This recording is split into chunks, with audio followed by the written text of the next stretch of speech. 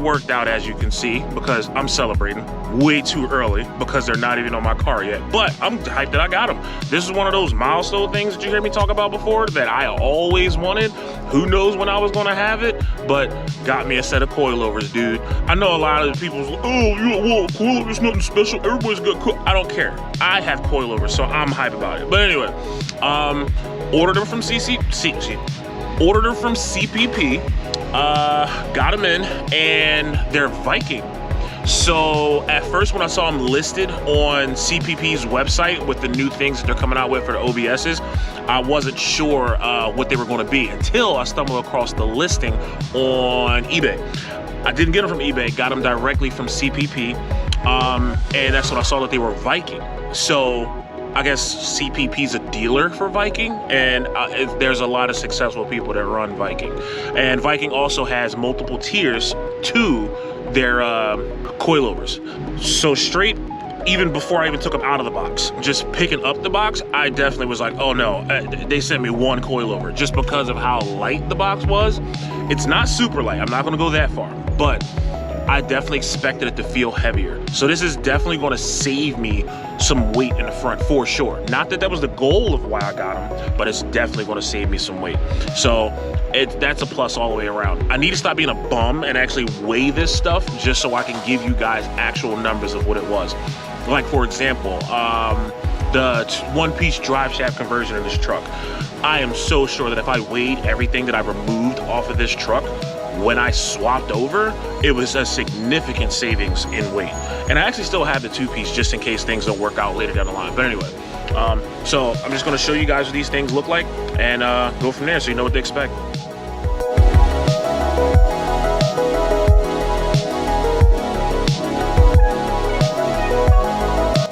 All right, so let's dive in, y'all.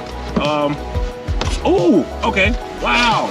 So, I mean, this is like kind of small, but this is cool because I got this for free. I mean, sucks that I guess the staple that they put in top of the box kind of got in here, but this is a fender cover. That's one of the options that they give you for when you spend over a certain amount of money. I forgot how much it is, but when you spend over a certain amount of money, you can pick whether you want like a free fender cover, or I think one of them's like a t-shirt option or something like that, but that's pretty cool. All right, back in the box. So here we go. If I was a betting man, would say that these are the actual, I want to say the shock of the coilover because of the size. So we'll get into these, get these on out of there. Oh, I hear clanking.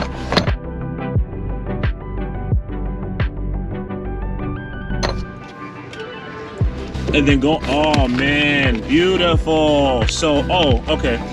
This is a big question that I see a lot of people ask when it comes to these, and ordering coilovers is knowing if they come with the actual wrench to adjust it. Obviously, here we go. Comes with these, and these are the bearings that they recommend that you get. I noticed with a lot of companies, they'll recommend that you order them, I guess, on the side, but the cool part is with these Vikings, ordering them from CPP, they just straight send them with you. These honestly should be a no-brainer because it makes it so much easier when these are assembled and you're trying to adjust these on the fly when they're installed. It rolls so much smoother when you actually turn the nut to adjust where the spring sits. So that's a no-brainer, but you're not even gonna have to worry about it. Why? Because they come with this kit. Beautiful. Alrighty, so once again, a betting man, and it's crazy because of how small this is. This has got to be the springs that sit on top of the coilover, but the size of this box and the weight, this is like, I don't know, this is like probably what one freaking spring weighs that's actually on the car, or you know what, honestly, no, that's overkill. It's not. It's probably like 1.5, whatever, I don't know, it's lighter to have both of these rather than both of the regular ones that's on there. All right, so taking a look here, we got, they definitely want you to inspect, you know, everything. And they even put it on the box when you're, when you open it up. There's like a sticker on the outside. They want you to inspect the box, make sure there's no crazy damage. And then on top of that, they want you to check it out. So that way, if there's any type of issues, definitely do it within the 3 days that they tell you. So that way you can tell them like, hey, look, you know, I'm missing the wrench, or I'm missing these, or I'm missing a spring, or something wild, I don't know.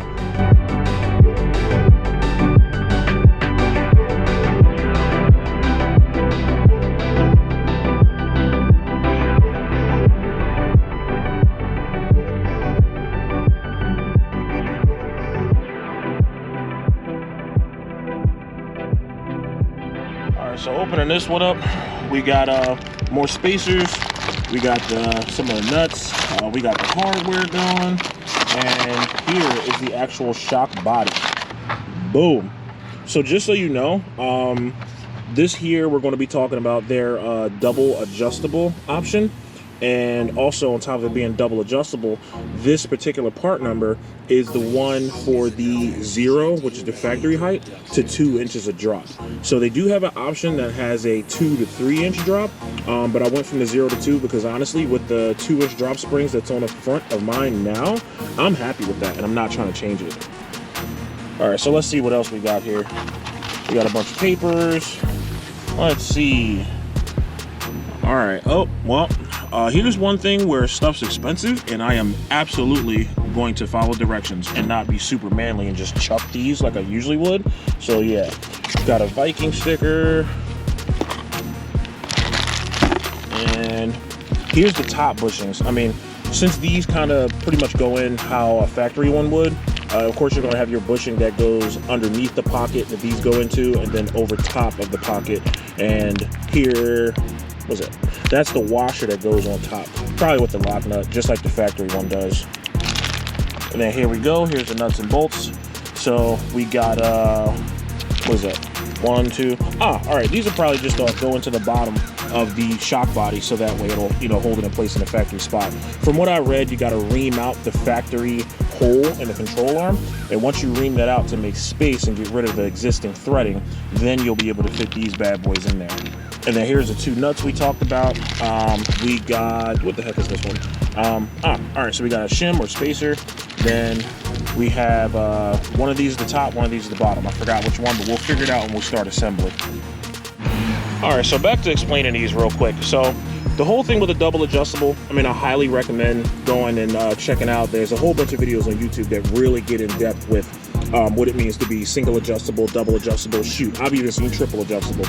But there are ones that get super in detail. But just to give you the quick gist of it, when it comes to controlling these two, you have compression, which is the shock coming in and being compressed, and you have rebound, where it's recovering and it's extending up again.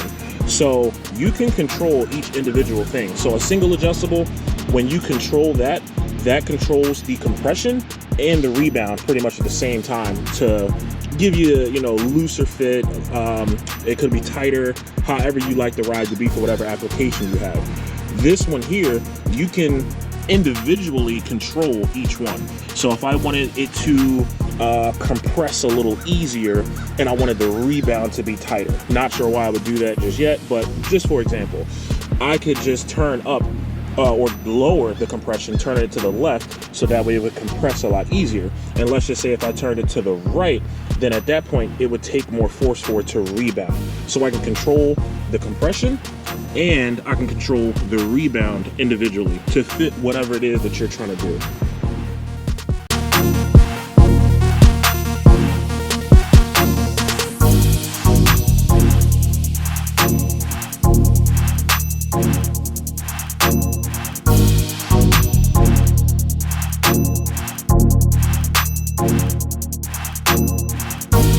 Okay, so let's get this thing open and check out these springs and see what these are hitting for. I'm still in awe because of how small these things are.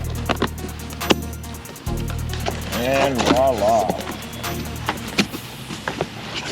Wow, these are cute. All right, so let me get one. And I'll move this crap out of the way. And ta-da, here we are. Get this thing out the bubble wrap. Wow. Beautiful coating, beautiful coating. So there we go. And yeah, these things are really small and definitely way lighter than the actual factory one. I mean, obviously, because this one's significantly smaller and the other one's way bigger, but this is going to be nice, man. So all I gotta do pretty much from here is start to figure out the assembly. But just so you can get an idea, when you do, one thing you're going to see is spring rates. When you're looking at the spring rates on any coilover period, usually there's some website or something you can use for reference. So for example, what I use for reference is I actually looked at QA1 and also looking at CPP's website. So CPP has these listed, and these are their 550 pound spring rates. So usually in the 550 range, you'll see some, for example, QA1. QA1 might have had 450, 500, 600. I kind of want to say that that range there, that's going to be for your small blocks. Once you start seeing the 700, 750, those spring rates on these, those are for the big blocks. So I have a small block. Even in the future, you know, the Gold motor is going to be a small block as well. So this is definitely going to be what I need for a long time to come.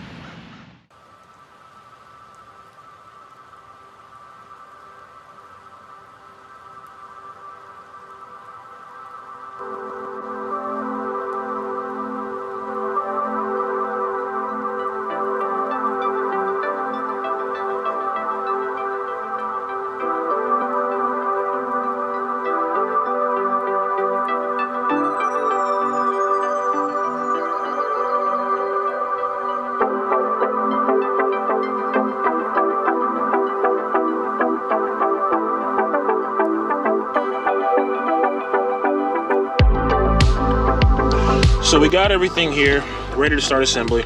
It was really cool. I mean, they definitely give you quite a bit of paperwork with it. This is the instructions that they give you with it, and the cool part is it's not like a general instruction. It's kind of a mix between the two. It has general instructions for, I guess, like if you have like a Mustang tube set up or whatever, but for the most part, going through this is all specific to the OBS. So that makes me feel a lot more comfortable with installing it. Even though I've seen like quite a few videos, I mean, it's still nice to have this. Other than that, they also got a guide, and with this guide, it kind of shows you like kind of, I guess, tips and tricks for adjustment, I'd say. We'll get into that later. The whole point is I just wanted to show you guys what this will look like kind of when it's all put together and not just in pieces. So just to get it out of the plastic, here we go, is our spring. Then on top of that, we have, I think it's called a sprag wrench. I forgot what this thing is called, but this is the wrench that you use in order to like tighten up or loosen, or either one, when it comes to these nuts to adjust the height and whatnot. So you got the actual spring nut, which is the one that has the tallest shoulder or lip, whatever you want to call it. And then you got the lock nut. The lock nut here is the first thing that goes on. This is what goes onto the shock body. Now, I'm not going to do this right now because I don't want to get it too messy yet, just to sit in storage. But important, can't stress it enough. Anti-seize, anti-seize, anti-seize. You gotta put anti-seize on the actual body, the threads on the body. And I mean, you could even put it like inside of the ring as well if you want, but honestly, if you're putting a healthy amount on here, you're not going to have to worry about that. But you got to put anti-seize on so these things don't gall up, and then it'll void the warranty, all kinds of stuff. So no bueno. So anti-seize, but for demonstration purposes, I'm not going to do that right now. So the first thing I want you to do is get the lock nut on first. Like I said, this is the one with the really short step. Hopefully in the camera you can see it does have a small step. That step needs to face up on these. So the super flat side is going to go down, and then once you go all the way down to the bottom, again, there will be anti-seize on here. And then once you get that one down first, now you're going to get the other one, and this one is going to go on top. Okay, now once you got that one on, next step, and I didn't have to order it. A good amount of companies will split it up, and honestly, it might be because it's from CPP. They'll split it up and give you the option to run it just like this, and then it'll come with a washer. This also will have a coating. If you're doing it this way, you're just going to put anti-seize on one side, and the side that has the anti-seize on it is going to go down first and sit on here. But this one actually came with the thrust bearing. So here's a thrust bearing kit, and I'm trying to get it closer to the camera. So it's going to have 4 of the actual flat rings, and then on top of 4 of those, it should have 2 of the actual thrust bearings. So just to show you how that's going to work, let me get this thing off here. So now I have 2 regular flat washers, spacers, whatever you want to call them, and I have the thrust bearing. What you're going to do first is you're going to get this on, and that's the flat one. Then you're going to put some anti-seize on the actual thrust bearing. That's going to go on, and then you're going to take the last washer, and then that's going to go on top as well. So it's pretty much like a sandwich, because it's really hard when there's pressure on this to try to use the wrench and try to get it to turn and spin like it's supposed to when there's not enough like lubricant in there. And then on top of that, even with the lubricant, it can be kind of difficult. So that's where this thrust bearing really comes into play and helps it have that smoother roll even with pressure on the seat. So once you got that together, I'm going to extend the shock body. Oh, well, not the shock body, but extend the stem. After the stem's extended, I mean, this part is kind of like the no-brainer, but these are the bushings that come with it. That's for the top of the shock mount. And you get your flat washer. Well, it's not flat, it's kind of like a cup. The cup faces up. And after you get the cup, then you place the first rubber bushing on top. Then this would go, you know, up into the pocket on the car, and then this part's sticking out of the pocket from the engine bay. Then you take your other rubber washer, that'll go on, and last but not least, the top, and actually, not last, then you actually got to put the nut on top, boom, and of course, they provided it, it's right there. So, and then tighten that down. But other than that, now as far as the spring goes, the spring, I mean, you can tell it's kind of tapered. The top part of the spring is going to be the taller, wider seat, and the more narrower seat is what's actually going to go onto the bottom of the shock body. So that's going to go right over top, like so, and boom. And of course, with that thrust bearing, I mean, this thing's buttery smooth. Look at that, But oh shoot, yeah, buttery smooth, man. And it looks good. It looks good. I mean, especially now that I fully extended it up, it's you know, fully assembled. It's really nice looking. It's really nice. And we got the T-bar on the bottom. And the one thing that I will mention, I mean, why not, is that this T-bar here, just like on the factory ones, has a T-bar as well. But the T-bar on the factory style shock is going to go from under the control arm and in. And the bottom of the T is actually sitting below the control arm. With these, this is going to sit on top of the control arm and get bolted in.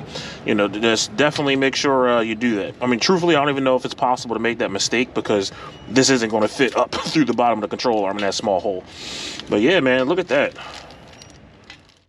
All right, guys, so there it is, man. Ordered from CPP, the Viking double adjustable shocks, coilovers, the double adjustable coilovers, man. They look good, man. And after like having it all in hand and looking at the craftsmanship and the feel, the quality is definitely there. It's nice, man. So I'm glad that I made the move.